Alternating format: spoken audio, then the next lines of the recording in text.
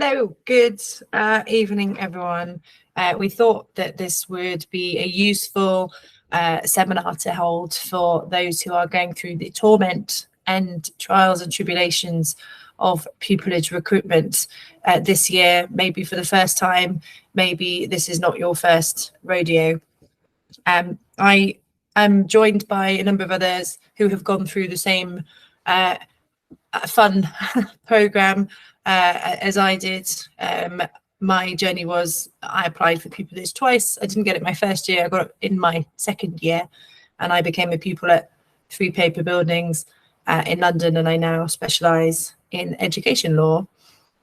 I thought I would do a really brief overview of the time frame that we're looking at the moment with the Gateway. I'm sure that most of you, if not all of you, will know this, but the Pupillage Gateway opened on the 3rd of January and it closes on the 7th of February at 11:59 p.m. That's the current application deadline. And the vast majority of chambers recruit via the Pupillage Gateway, although there are a number that recruit outside of the Pupillage Gateway. I think there are approximately 10 or so, if not more, of the less well-known chambers that recruit outside of the Pupillage Gateway. So I'm imagining that most of you know what the Pupillage Gateway is, but since 2019, it's been possible to apply to up to 20 sets via the Pupillage Gateway. In my day, it was only 12, and now it's, I understand, up to 20, which is 20 times more applications to make, but also 20 times perhaps more opportunities to apply to different chambers. So I thought I'd give that brief overview. What we're going to do in this seminar is we're going to structure it as looking at the written applications for pupillage, but look at it through the lens of our own experiences as neurodivergent pupils and barristers or future pupils. And then we're going to look at the interview process, how that's evolved and how that's changed, and our own experiences of the interview process for pupillage, again through the lens of our own experiences, but also through knowledge of the current way in which those interviews are happening, either at our own or other friends or colleagues' chambers, where we know a little about how they are holding those interviews. We received an absolutely wonderful and detailed list of questions from so many of you in advance of this seminar. So we hope to run through those questions in this seminar so that we can deal with them, because they are really useful and insightful questions. And so without further ado, I thought I'd start with, before we get into the structure of that structure I've just said, just everyone just tell the group that's listening their stories. I've told everyone I'm at 3PB doing education law. I was also diagnosed with ADHD a couple of years ago as well. So that's my background. I don't know who wants to go next. I'll start with who I can see. So Adam, if you just want to introduce yourself and your story. No problem at all. Thank you, Alice. I'm Adam Richardson. I'm a barrister at 1EC, previously 106 Court. I got pupillage in 2011, which was the year I was fortunate enough to get pupillage on my first application at Warwick House Chambers. Back then, again, I'm going to be saying a lot of back thens because it's a very different process from when I applied. There wasn't a portal, so to speak. It was a very free form, and no one really knew what was expected of them. It was potluck. And while the new form, I think, it comes with its own downfalls, there is a bit more structure there, so that's helpful. I didn't stay at that set. Warwick House went under, and as a result of that, I moved to where I am now, and I practice in chancery law. I was diagnosed with dyslexia at a very young age, and that is my neurodiversity. Okay, Sophie, you're next. So I'm Sophie Stevens. I am at 9BR Chambers as a current pupil barrister practising in predominantly crime with a bit of extradition. I'm diagnosed with dyslexia, and that came into light in year 10 or 11, one or the other, when I was doing my GCSE exams. And I obtained pupillage in 2022, and the reason I'm still on pupillage is because mine's an 18-month pupillage. So I started that straight off the back of the bar course. I, like Adam, was fortunate enough to secure pupillage whilst on the bar practice course. And yeah, that's just a little bit about me. And Allison. I was going to say process of elimination means I must go next. My name's Allison. I was one of the delightful COVID neurodiverse individuals to come out during that time.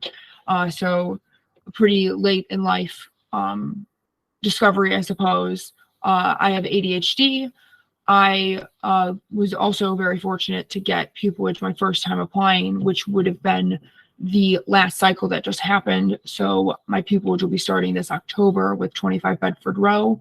It will be specializing in criminal defense. In the time in between finishing the bar course and starting pupillage, I've been a criminal defense paralegal with Sun Macmillan Walker in London. Wonderful.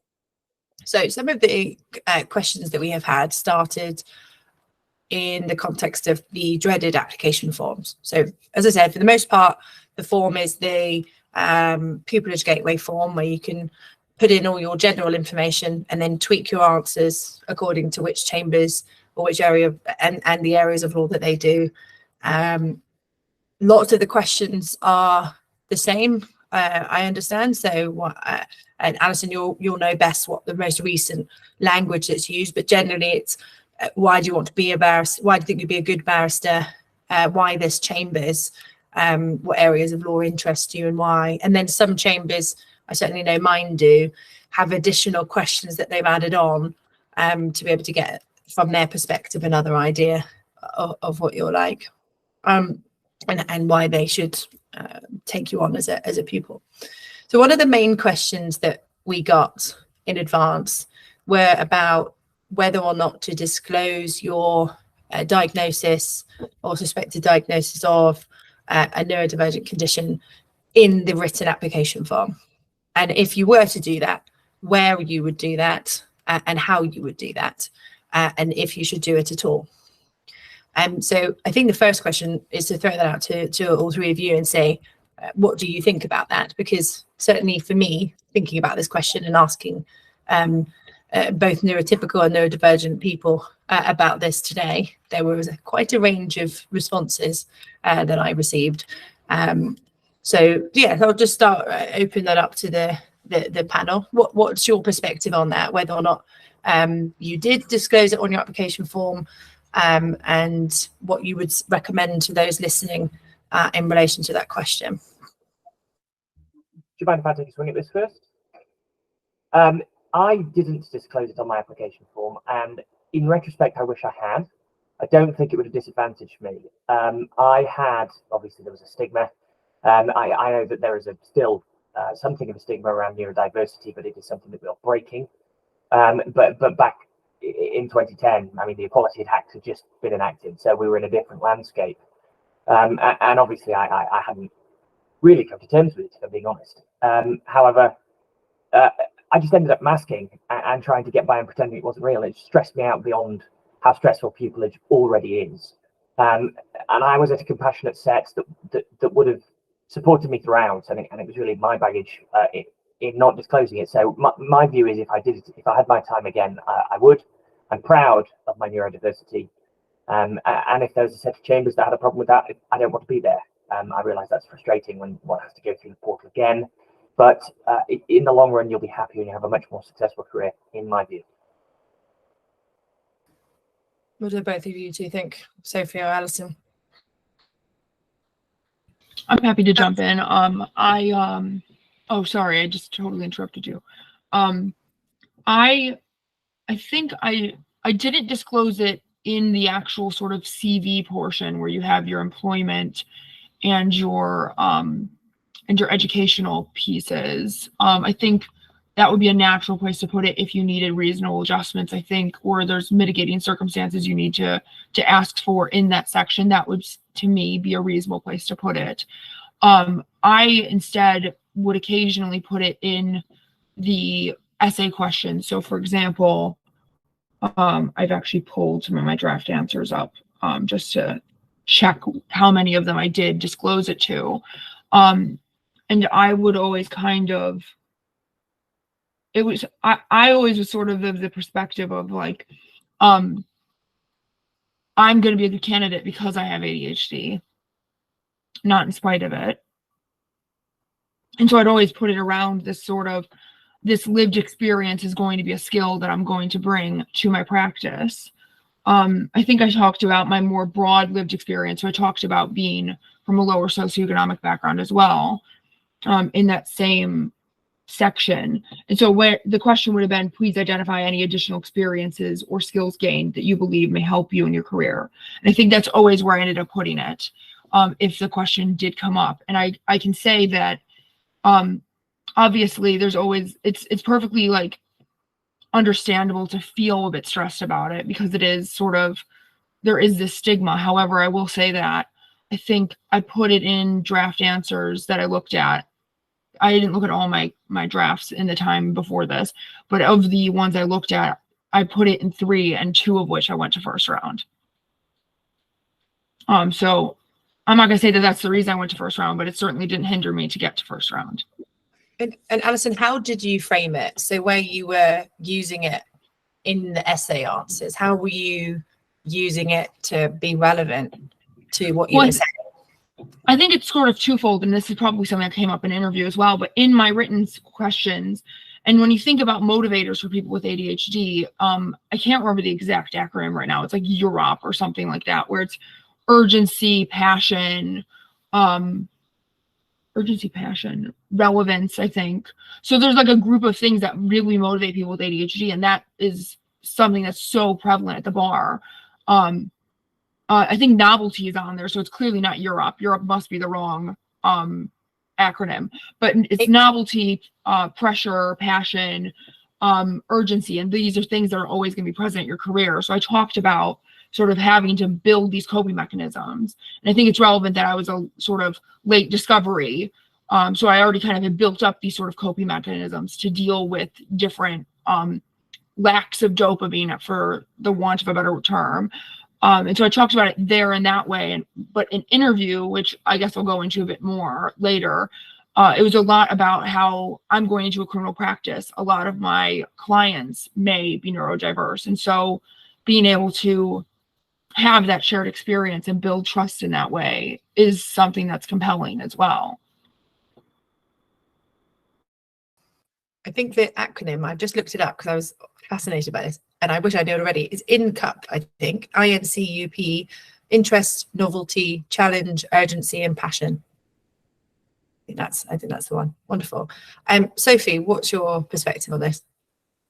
Yeah, I did disclose. I did put it on every form in some way or way, any way I could. And it was. I think it's sort of two angles to it. There's the making sure you get any extra time or anything like that you need to read in advance as if they select you for a first round interview, and sort of taking out any hits on having to do a awkward email later, perhaps saying, hi, I've got an interview with you and you haven't maybe raised something about extra time. And so I sort of put it, I think there's always a box on Gateway or some form of portion which will say, is there anything else that you would like the panel to consider when reading your application, or is there anything further you wish to add to your application? And I would just have a stock one-liner of I have a diagnosis of dyslexia, this can affect my reading and speed and anything like that, and therefore I would require extra time should it be necessary at an interview. So that it was always there. And then on top of that, I did very similar to Allison. I used it as a strength, trickled in questions where I felt it was appropriate. It was very much, I know for 9, where I ended up in the cover letter, they asked something to do with business acumen and how you're going to sort of bring yourself as a business to Chambers. And what I did was I said, well, I have something that a lot of people don't, which is the ability to speak to people with neurodivergent conditions on the same level, and that is a unique selling point to me that not many people will have, or if they do have, maybe aren't speaking about. So I used it in that way as a business, from a business perspective as well, because the statistics show that a lot of people in the criminal justice system do struggle with neurodivergent conditions, and therefore that is a big selling point for us, and I'm sure it cross applies to other areas as well. So I think it's just about thinking how you can always turn it into a positive, and if there's room for it, why not use it in your answers. So from my perspective, I didn't have the diagnosis at the time, although I was highly suspicious in 2013 or so when I was applying. I think I would emphasize that for those listening, it has to be something that you decide for yourself. It's going to be different for each of you. You might have a different stage of your journey with your diagnosis. You might have only not yet be diagnosed. You might be feeling funny about it and not yet want to talk about it. That's fine. Don't feel like, because we have said generally to be open about it and talk about it and use your strengths about it. If you're currently feeling like your neurodiversity is not a strength and you're feeling really weird about it and you've got loads of complex feelings about it, which is really normal, that's okay too. And it might be that you decide you don't want to put it on your form, and that's fine. There's no moral obligation to disclose your neurodivergence if you don't want to, is the main thing I would say. But if you do want to do it, there's been some wonderful tips, I think, from how you can do that and when you can do that. I suppose related to that, if you are lucky enough to get to a first round interview and a second round interview, certainly a change from when I was doing pupillage application interviews was that the first round interview wasn't online. We didn't have Zoom and Teams and stuff, as far as I know, back then. So did you, for those who more recently did pupillage application interviews, did you have your interviews online, and did you refer to your diagnosis to ask for any adjustments in relation to those interviews that were online? And did that make a difference, do you think? Sophie, what do you think? So I was interviewed in COVID, in lockdown. So my BPC ran into when we went back into lockdown in November. So I did majority of my assessments online. I did all my pupillage interviews online, save for, I think, 2 second round interviews. We were allowed small groups by that point. So I had a mixture, but predominantly online. And I think I briefly mentioned this earlier. Most chambers were pretty good at when they sent a first round invite out. It was very much, if you need any, they usually have a stock one liner which says, if you need any reasonable adjustments, please let us know. Some chambers still didn't have that. And it's not about naming names. And I had to actively say, hi, I'm Sophie. I've been invited to an interview and I have dyslexia, and I'd appreciate it if there's anything that would help. I could have extra time, perhaps. And yeah, so what was the question? Oh, it's a massive neurodivergent thing that I've done there. I've trailed off and then forgotten what Alice was talking about. But online, I think we're talking about online first round interviews and how that affected it, but it didn't make a huge difference. They all gave me my extra time when I requested it. I was able to print out materials. I was sent stuff early. I remember that very clearly. So they would send me an earlier email with whatever task it was. Say it was a short advocacy one. They'd send me it early so that I had the time on it before my interview. And on the whole, it actually worked out fine. I don't think there was any detrimental impact to being online or in person. I think as a neurodivergent myself, I prefer being in person. I don't know why. It feels like I can connect with a panel better. I don't know if Adam and Allison can back me up on that or comment on that in a second. But for me, I felt I did better when I was in person. But then saying that, the place I received pupillage from was all online. So I don't know, it might just be in my head. But I just think we like the connection in person. So that was probably the only thing that I struggled with a little bit. And I actually was post-COVID, and so most things for me were actually back to being in person. So I don't even think I did a single interview online. I know that for one of the chambers, it was sort of a hybrid approach where I was at chambers in person, but someone had come in online, but that was not the same, I would say. And did you disclose your diagnosis to get any adjustments, or was it not required for you? I didn't disclose for any adjustments. What I will say is that I think if I were to go back, I would have asked more questions about when we had prep rooms, about the room it would be in, because there's specific instances where the room was a bit louder. So just from like a focus standpoint, I wish that's something I would have asked. Now I think when you're going in to have a discussion about reasonable adjustments, that could be something worthwhile to bring up, is I'd like to have a quiet place to prep this, because I think I didn't fully understand where they put us and how that would look for each individual set. So I think if I were to have gone back and told myself something, it would be to ask more questions around that. I certainly remember when I was doing the interviews that what you would expect when you came through the door would be different for each chambers. You know, whether you'd all be held in a pen with others also nervously looking at their feet, or whether you'd go straight into a room with some pens and paper and, you know, be picking a piece of paper out of a hat to then decide to do some application or, you know, plea and mitigation or something.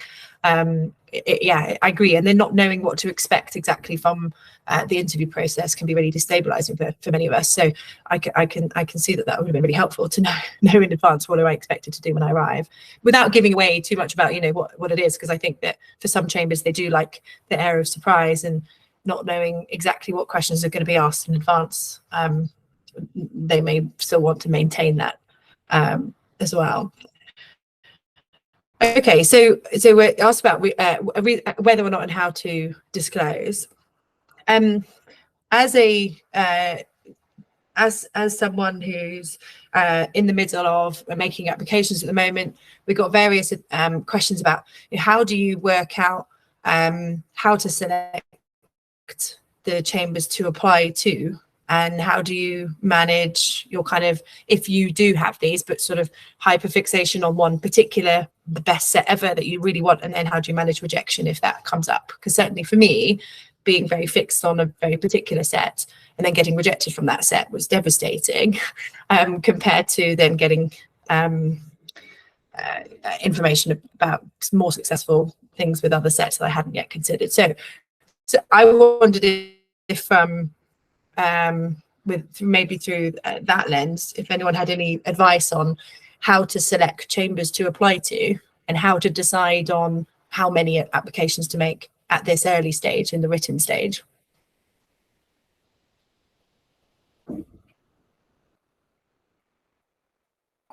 Well, I'll throw in some. I mean, again, it's been a long time since I did this, and there weren't really websites for all the chambers and things.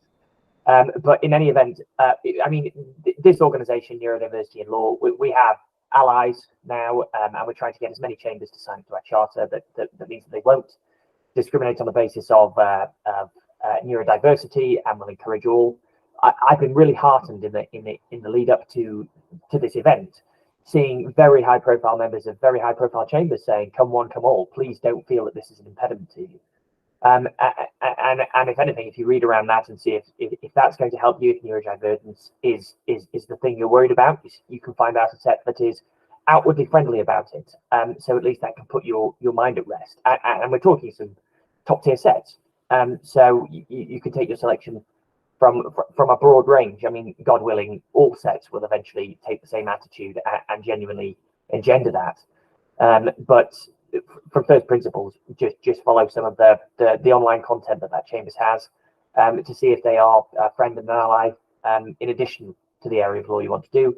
And what I would say about rejections, because pupillage is rough, applications are just rough.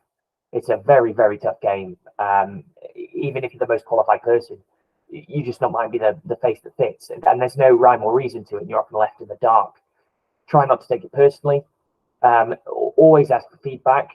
You know what, you won't always get it, but it's the most productive thing that you can do after a rejection. And just pull yourself back up, dust yourself off, and give it another go. But that's the best I can give you. Thank you. And then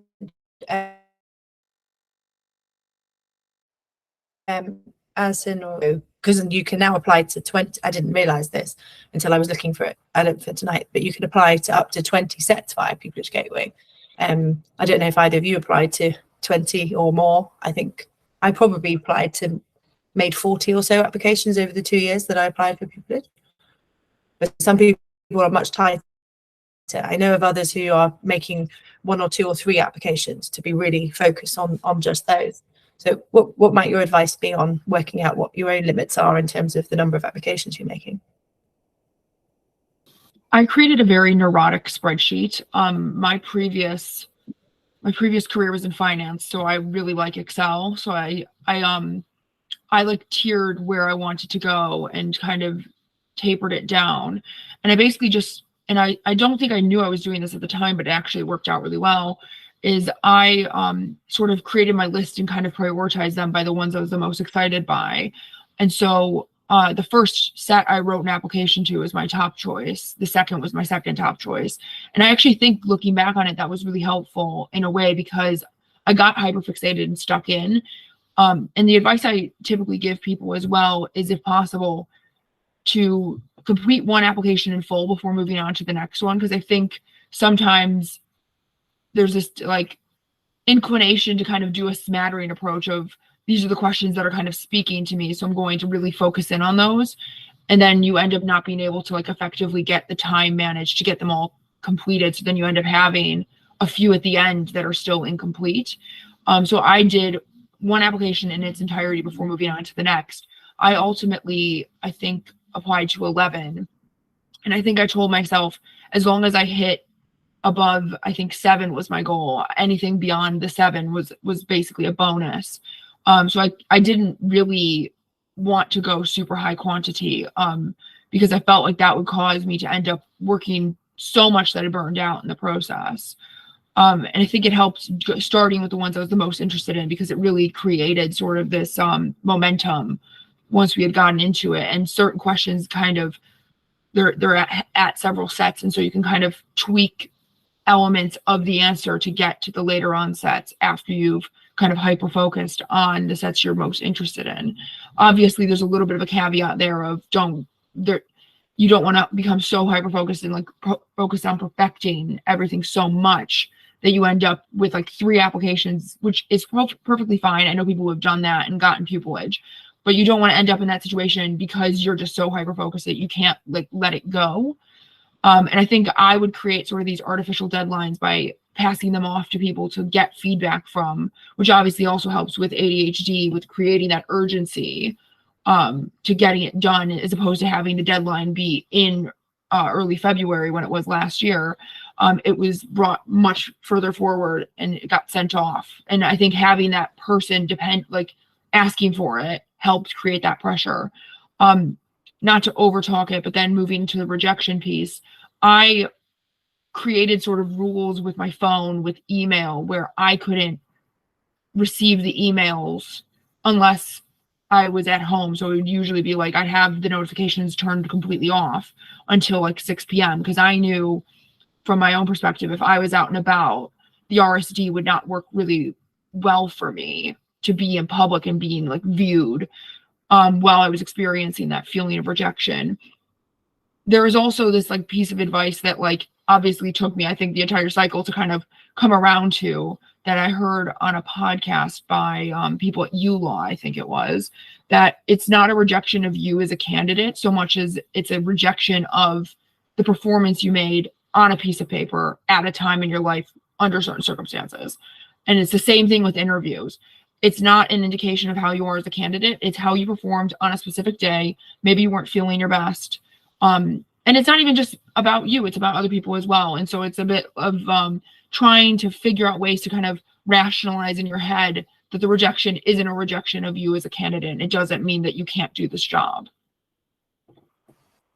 Thank you, Allison. That's really valuable. I remember being in the middle of the Lake District after the applications had gone, waiting for that horrible feature on the gateway where you could see where the status would change, and like hanging out of the window with hardly any signal, like constantly refreshing it. So check in with yourself if you are getting into that sort of obsessive cycle of checking and stuff. That it sounds like that was really valuable to you to have those boundaries in place, because because it can, you know, take over your life, and especially if, same Allison, I was very I did so much research on all of the different chambers. I made it like my passion to know everything I possibly could about the chambers that I applied to, and then it becomes your everything, and then rejection can be quite difficult. So that advice is really, really important.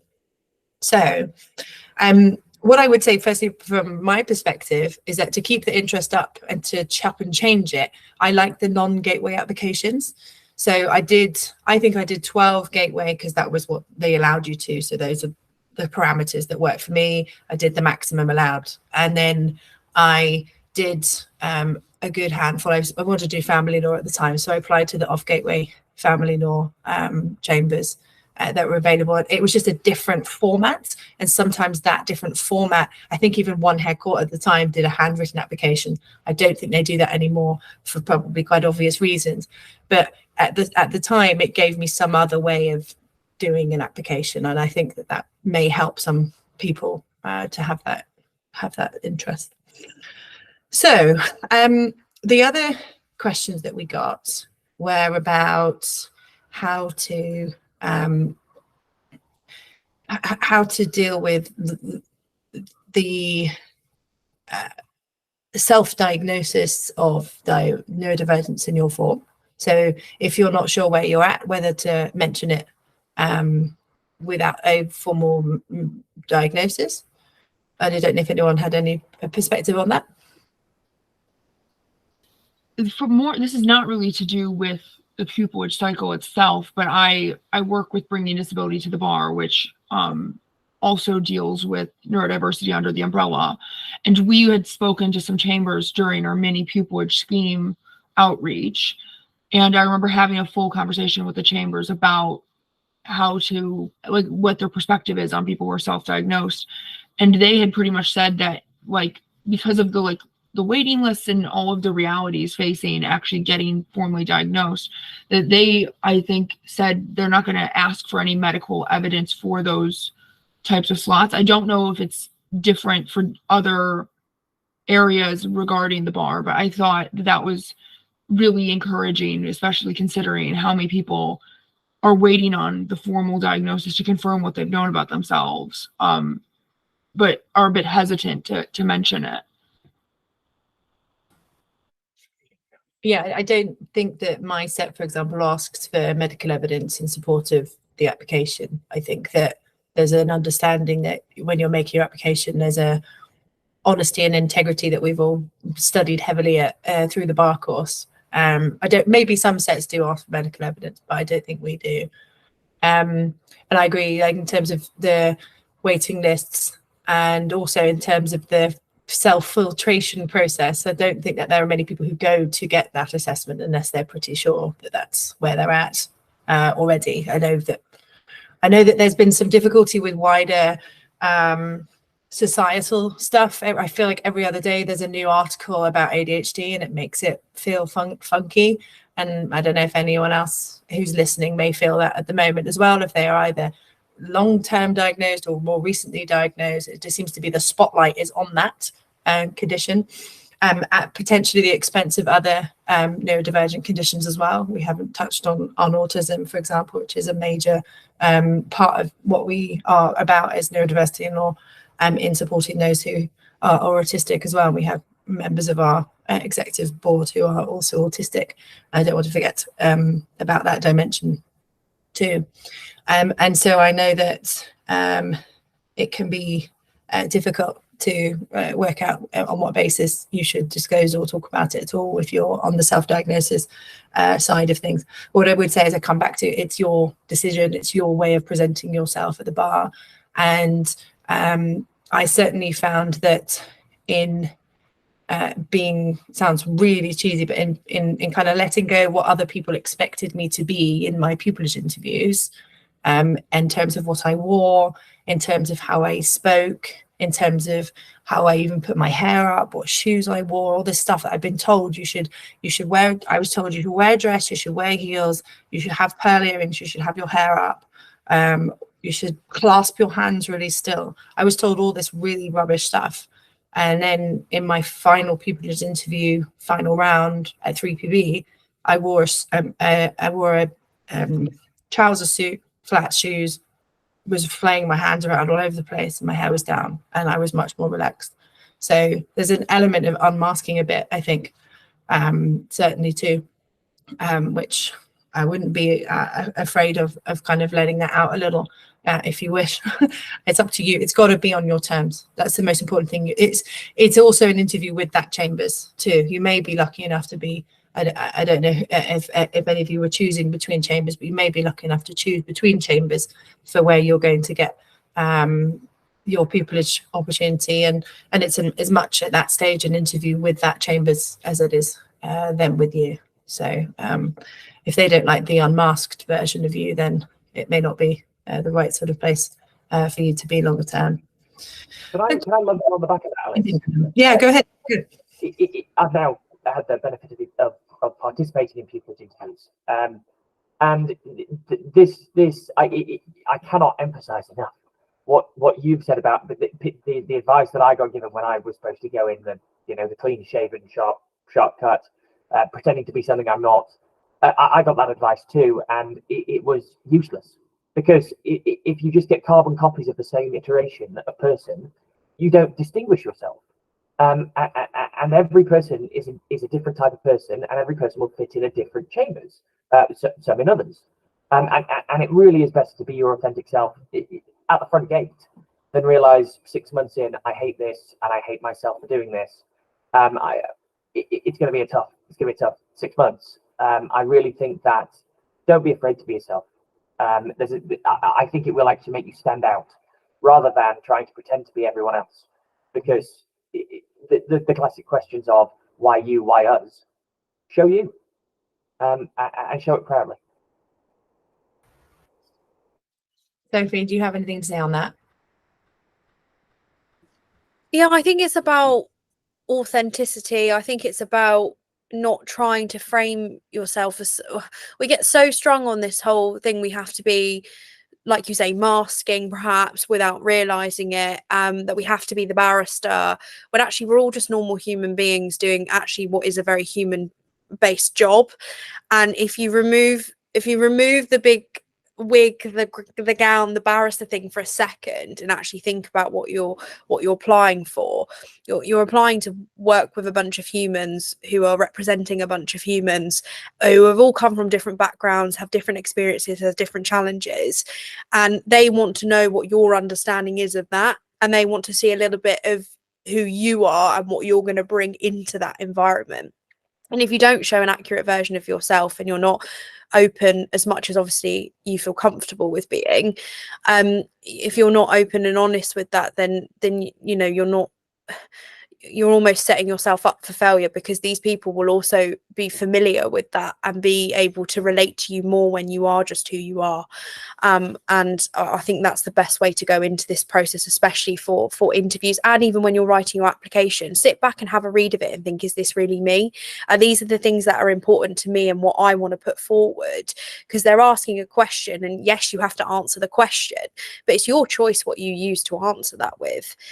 So just make sure it's an authentic version of yourself.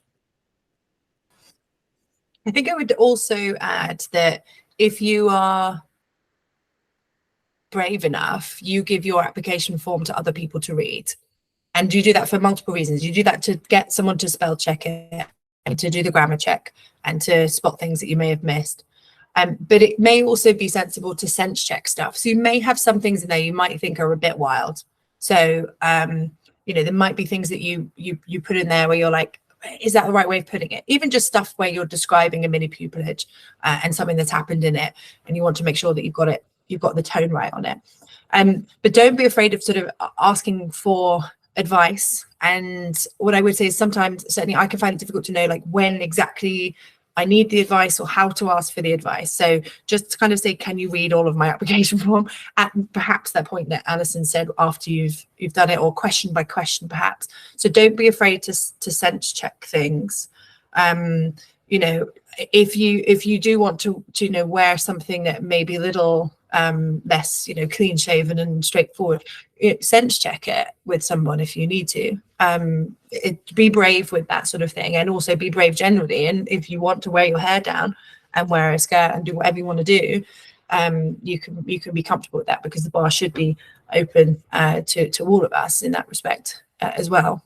On the other hand, there is the kind of the uniform, the expectation of what a barrister should look like and everything else as well. So we can't be completely over the top. And I remember there were interviews where I've been on the panel side where somebody wore, I think it was like a very, very brightly coloured suit, and they got the tone kind of wrong. That was only my perspective, but sometimes you have to kind of make sure you do get the tone and the vibe of the chambers right as well, and do your research too. But be brave and ask for advice on your application form, perhaps if you needed to, on sort of what you're going to wear, and practice your interview questions. You know, go and do those practice interviews if you can with other people, to test and try out what you might say. So you might have like a really heart-wrenching story where someone asks you in the interview, what was the hardship that got you to where you are now? You know, sometimes you get asked really therapy level questions in your pupillage interviews sometimes. And it's really useful to practice those answers in advance, and be sure that you're comfortable answering with, oh, it was because of this thing that happened in my childhood, or whatever, or if not. So yeah, be brave with asking for help is something else that I would add too.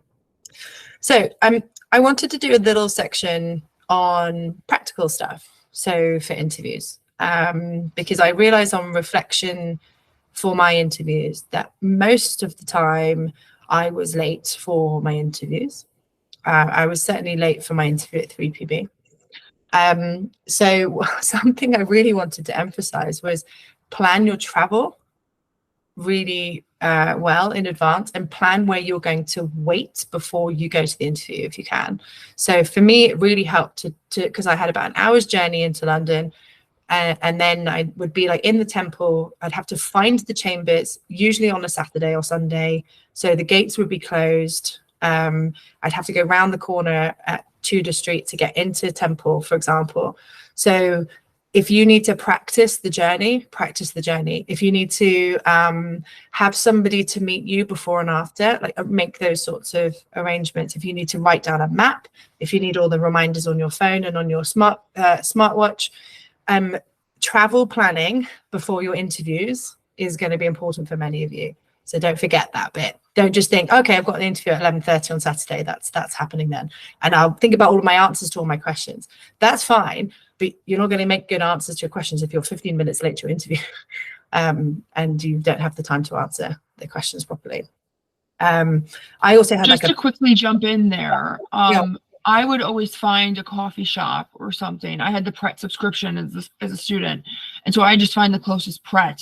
I do the thing that you do where like you go to the airport, you see that your gate's actually there, and then you go to get food. Exactly with every interview. I'd see the chambers, and then I'd walk to the closest coffee shop. I usually would have a buffer time between 30 to 45 minutes, and I would sit there and psych myself up. I just muted myself mid-comment, didn't I? But basically, I parked myself there. I'd psych myself up for the interview, and then if I needed to, I'd call someone. I'd have people who I would be like, okay, I've got the interview at this time. Do you mind if I call you around this time, to just debrief and like de-stress before it? Yeah, no, I had the same. I was about to say exactly the same thing. I had a base before.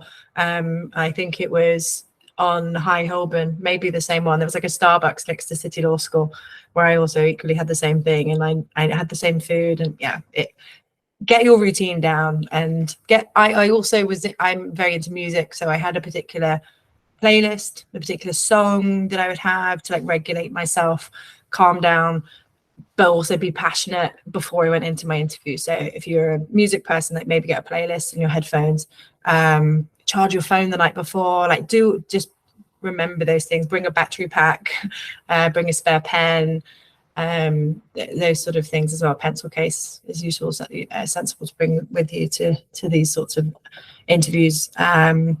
Things like that. If you need to have fidget toys, maybe. What about those? So if I don't know if any of you use these.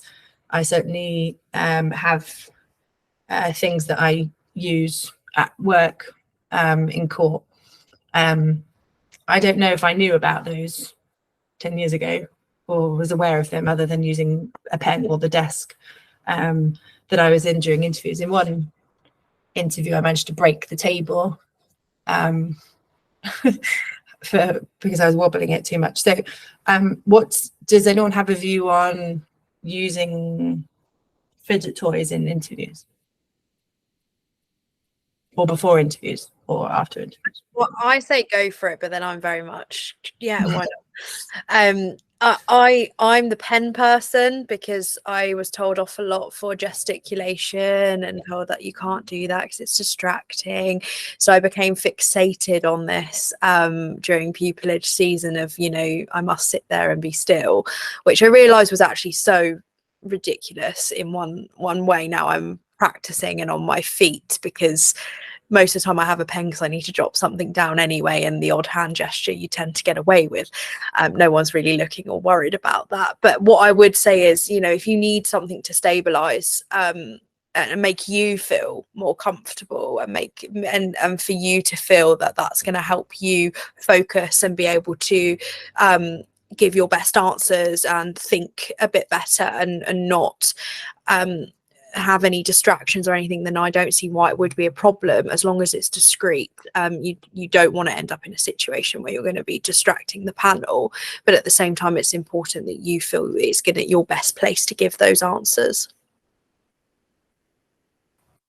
Yeah, I don't either of you have a view, Adam, perhaps on the perspective of being the interview side? If somebody had one, or wouldn't would it have to be? There's some very discreet, very professional looking fidget toys you can have now that are for extrasensory overload and such. I mean, I'm literally doing it with a pen as we speak. I mean, Kermit the Frog is going up and down in this interview. So we all do it. And I think on a human level, it's entirely relatable. But there is an extent to which it can get annoying. The classic, if I kept clicking this throughout the purpose of an interview, it's just going to get on people's nerves. So if you can have a discreet, professional looking toy, I don't think it's going to be a problem at all. Yeah, no, I agree with that. And some of you might also seek like deep pressure input as well. So you might want to like get yourself into like a grounded position with your feet and your knees perhaps under the table. So I'm very much into that sort of thing, as well as sometimes sensory. So again, going back to my travel advice, practice your sitting. Sounds really perhaps a bit strange, but practice your what was it called? There was one thing we did. I don't know if Adam, you did this as well in your new practitioner's course. Was that Alexandra technique? When your seating technique. Anyway, if you need it, get some advice on sort of sitting and posture and grounding and what to do with your hands. And it doesn't have to be, like I said, strongly grasp in the middle, but that could work really well for you because it gives you that deep pressure input. So yes. Okay. Did anyone else have anything to say on those points? So preparation stuff for interviews and the peripheral things about the interviewers before we kind of think about the content of what we say. I just had one thing to add, and it was that I actually got diagnosed with an anxiety disorder midway through my bar practice, which is quite frequently linked to people with neurodivergent conditions often struggle with anxiety and depression. And that's not to say that's a negative, that's just something that sometimes crops up more frequently. And I found what I was doing was actually ending up almost being too early and sitting in a coffee shop far too early. And that was all linked to me being anxious about the situation. And I just wanted to say, I actually regret that because I'm someone who does better under a bit of pressure. So I probably, not to be late, but to say, it's about finding balance. It's about getting there early enough so that you're on time, but you're not sat there. If you say you do struggle with anxiety like I do, you don't want to psych yourself out of the situation. This is about bringing positivity. This is about bringing a positive mindset. So try to just find balance with it, and be conscious of things that you might be doing without realizing, which is actually adding anxiety or stress to a situation when actually it's a positive thing. What you're doing is an opportunity for you, and it's something good can come out of it, but it's about having that time for yourself as well. Wonderful. So we have also been asked questions about the sorts of things that we say in interviews and how to make sure you answer the question properly. How do we know what they want to hear? Particularly with the broad questions, why do you want to become a barrister? Why this chambers? I think that this is the sort of thing that is going to be covered often in other seminars, but perhaps through the lens that we've been talking about tonight. Does anyone have any view on that? Particularly where we feel like, well, there's the right way to answer this that maybe other people want to hear. Then there's the way I want to answer it, which might not be quite right, I suppose. What do people think about that? So trusting your instinct on what to say, or how to answer those questions that make you sell well to the chambers. Adam? I have a view on this. Why them? So why do you want to join this set of chambers? I think is a question that is wholly about, always related back to the chambers. So it is a question that's focused on about them, and the benefit of that will come with some research. And there's obviously no right answer, because it's why you want them, but make sure you note what they are. So a chambers will have a view of itself, and you can get a vibe as much as possible off the portal, off their websites, off the tweets of the barristers. I mean, even in case law, when you see the barristers, then there. But when there's a question of why do you want to be a barrister, there is no right answer to that question. I've heard all sorts of things. I've said all sorts of things. Just be authentic. Is my view. That I don't think there is a right answer, and I don't think. See, if you were asking me if I was on the panel, I would want you to give me your answer, not what you expected me to hear from you. I want to be surprised. I want to know who you are, and simply giving a stock answer or a canned answer, I think doesn't really do you the best service in distinguishing yourself. So again, I think authenticity is for the best of that, and there is no proper answer to why do you want to be a barrister. We've all got very different paths. It's a very diverse profession. I think just be your authentic self. Don't try and hit points that you think they've got a checklist, because we've come out of formal education where exam answers were you needed to hit certain points. But with the interview, it's so much more free form and human. To break that programming and actually be comfortable saying why you want to be a barrister, it'll stand you in good stead. What do others think? Sophie and Allison, what do you think about the answer to that? I think it's similar to sort of the answer Sophie gave about showing up at a right time. I think there's a bit of a balance there. I think as someone with ADHD, if I went in there and gave an authentic answer, I feel like I'd have like 10 side stories in the midst of me explaining why. And so I think it is important for it to be authentic, but I think it's also important for you to have said it out loud to people and like be able to get comfortable keeping to the question to an extent. So it should be authentic and it needs to be specific to who you are. But I think for me, I remember sitting in my criminal advocacy tutor's office at City, and I just spoke with her about why, and we kind of figured out how to get it structured in a way that made sense, that was not rambly. So I think it's, again, important to sort of, when you have avenues of being able to speak to people about what you're doing for these for interviews, for applications, being able to utilize those avenues to come up with sort of the best version of your authentic self. So just being sure that you've got this structure in place when you're answering it. Sophie, what do you think? Yeah, I had this is going to sound like I've completely desensitized the situation of being human, but I had a stock answer of things that were really relevant for me, and I had them. They were still authentically me, but I would just go off on a tangent. It would all be really colloquial. It would be so too chatty as I am right now, which is just not really showing me in a conference, is what I was always thinking, or me giving advice on a really serious case, you know, when someone might be entering a plea to some really big fraud. I don't know. And that's what was in the back of my mind. So I chose 3 things that were unique to me, were the genuine reasons why I wanted to be a barrister, and I would take 2 out of the 3 in each interview and explain those. So if that was the question that I was being asked, I would use maybe example 1 and 2 for that one and forget about 3, and it would still be quite real because I might have used 3 and 2 on the last one, so 3 hadn't been spoken about very much, so it felt new again. And that was sort of the approach I took. It may work for you, it may not, but that's just something I did that helped me through it, because structure was always my absolute demon in the situations both written and in person. So it's about making sure you can still give a structured answer to the question.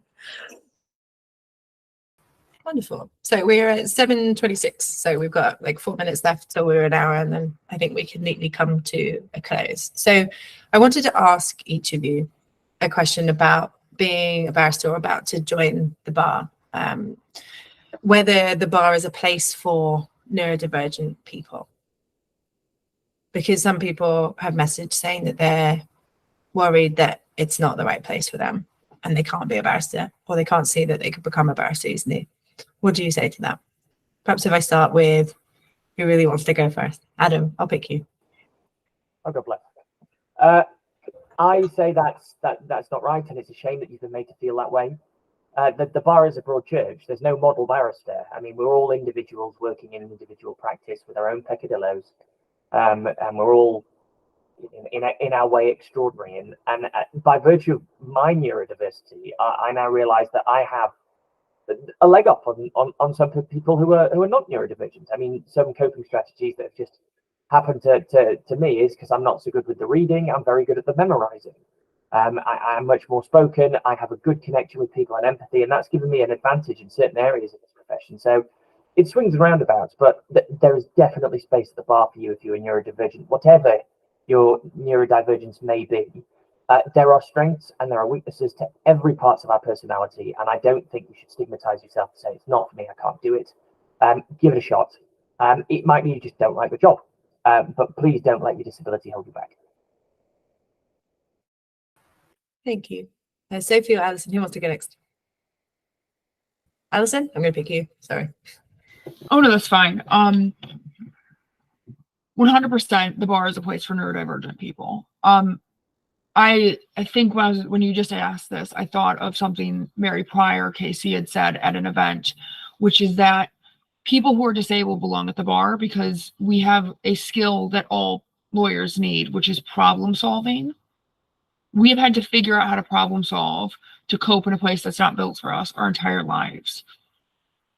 And not only that, like, depending on which part of the bar, and I wouldn't even say depending on which part of the bar, every part of the bar, you will be dealing with someone else that's neurodiverse at one point or another. I happen to be working in the criminal law area of practice. I have loads of clients that are neurodiverse, and I had one such client on a case who was undiagnosed ADHD. And I remember meeting with him, and he, like, you could see how he just, like, sort of settled into himself once I said I also had it, and be able to feel like he was seen and understood. So absolutely, the bar is a better place for the neurodiverse people who join it. Thank you. And Sophie, what's your perspective on that question? It's already a place without everyone knowing it. There's loads, and it's not spoken about enough. And the reason people still feel that way is because people at the top aren't speaking enough and aren't willing to accept that they are too part of this community. That's a community that is built on wonderful things that needs more appreciation and more people speaking about it right from the top all the way down, so that it creates a safer space for realizing how valuable we all are as individuals to this profession. And I would just say to anyone who feels that way, I think, you know, don't try your best not to, because, you know, just tonight is evidence of that this is a place you belong. And as Allison said, you know, there are plenty of clients out there who need representation from these individuals. I had a youth client literally today, and I thought, I'm going to tell this tonight.